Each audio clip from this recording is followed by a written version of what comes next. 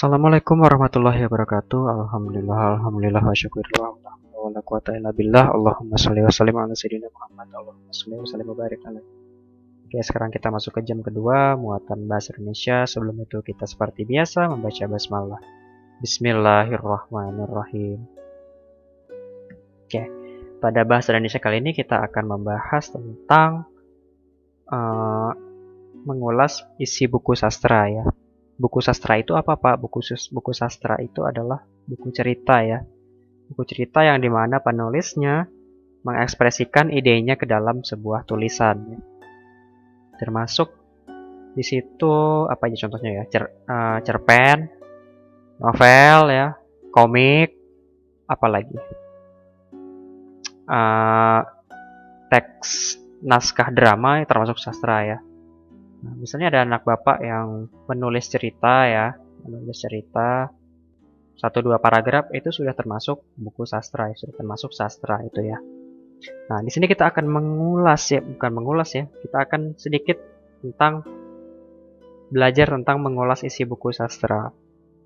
Mengulas itu apa? Mengulas itu artinya menilai.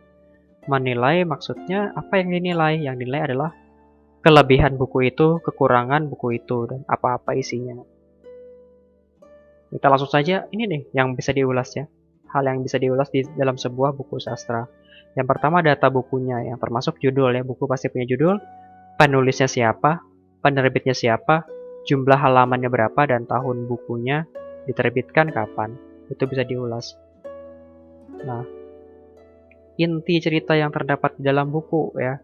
Buku sastra pasti bercerita ya, entah itu satu atau lebih dari satu cerita ya. Nah, intinya apa bisa diulas di situ ya. Lalu manfaat membaca buku tersebut apa? Ya, misalnya inti cerita dari buku ini adalah tentang seorang anak yang durhaka kepada ibunya. Manfaatnya berarti kita tidak boleh durhaka kepada ibu, contoh ya. Nah, jadi setiap buku sastra yang kita baca punya inti. Dan setiap buku sastra yang kita baca pasti bermanfaat ya. Manfaatnya apa? Lalu kelebihan dan kekurangan buku itu apa? Oh, kelebihannya ini sangat menarik ya, bahasanya sederhana. Kekurangannya apa? Kekurangannya terlalu singkat ceritanya ya, bisa jadi seperti itu. Atau kekurangannya terlalu tebal ya, bahasanya terlalu tinggi. Kelebihannya apa? Kelebihannya ceritanya menarik, bisa jadi seperti itu. Oke.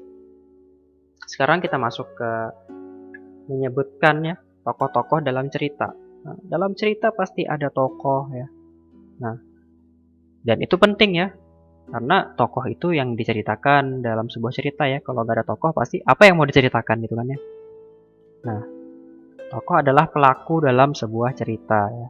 Bisa berbentuk manusia, hewan atau tumbuhan. Berdasarkan perannya, ingat baik-baik. Berdasarkan perannya tokoh itu ada 2. Yang pertama tokoh utama, yang kedua tokoh pembantu ya. Tokoh utama itu yang diceritakan dalam cerita ya. Dan tokoh pembantu itu yang membantu jalannya cerita ya, mendukung tokoh utama. Contoh misalnya Doraemon kan. Mungkin ada yang baca komiknya. Doraemon tokoh utamanya ya Doraemon ya.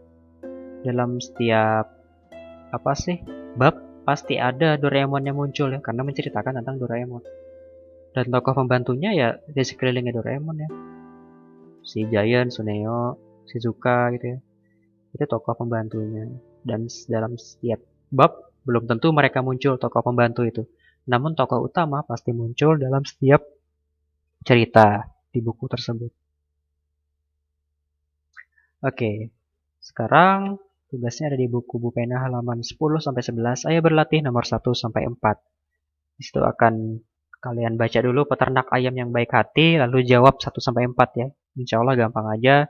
Hanya disuruh menyebutkan berapa tokoh yang ada di situ, orang dalam situ siapa aja, ada berapa, lalu tokoh utamanya siapa aja, lalu tokoh pembantunya siapa aja. Sebutkan sifat-sifatnya.